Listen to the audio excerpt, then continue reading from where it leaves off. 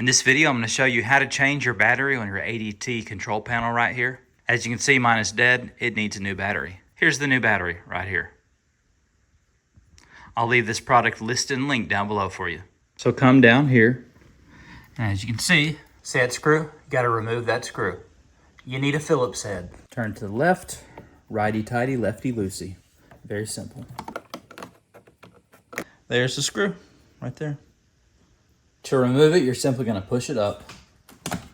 The front piece, push it up, and it'll pop right off. Here's what it looks like. Here's where the battery goes. I removed the old battery. You just pull that piece off right like that. Right there is your connector for your battery. So you'll pop it in, right like that. Now it's in, and this just houses right there. Gonna push those cables down a little bit, right like that. Now let's reattach this piece. It goes on right like this. Put that down in there. There you go. Pop it right back on there. Put our screw back. Now why is it not working? Now let's go plug our box up to the outlet. Here's my box.